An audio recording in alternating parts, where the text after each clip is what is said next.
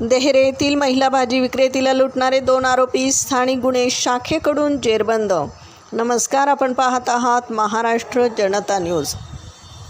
अहिल्यानगरमधील देहरे येथे भाजीपाला विक्री करणाऱ्या एका महिलेला लुटणाऱ्या 2 अट्टल आरोपींना स्थानिक गुन्हे शाखेने अवघ्या काही दिवसातच जेरबंद केले। गत 4 जुलै रोजी रात्रीच्या सुमारास फिर्यादी महिला आपल्या स्कूटीवरून भाजीपाला घेऊन घरी परतत असताना देहरे गावातील वडा स्मशानभूमीजवळ 2 अज्ञात इसमांनी त्यांच्या गाडीला लाथ मारली। त्यानंतर महिलेकडील सोन्याचे दागिने, रोकड आणि मोबाईल फोन बळजबरीने चोरून नेला होता।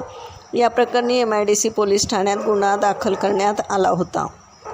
स्थानिक गुन्हे शाखेचे पोलीस निरीक्षक संतोष मुटकुळे यांच्या मार्गदर्शनाखाली तयार करण्यात आलेल्या विशेष पथकाने तांत्रिक कौशल्य आणि गुप्त बातमीच्या आधारे अवघ्या 3 दिवसात या गुन्ह्याचा छडा लावलाय। निंबळक रेल्वे फाटक परिसरातून राहुल विजय निकम आणि अरुण रावसाहेब बर्डे या 2 संशयितांना शिताफीने ताब्यात घेण्यात आलंय।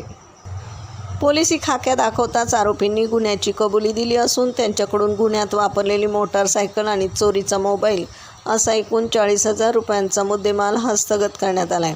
पुढील तपासासाठी आरोपींना MIDC पोलिसांच्या स्वाधीन करण्यात आले।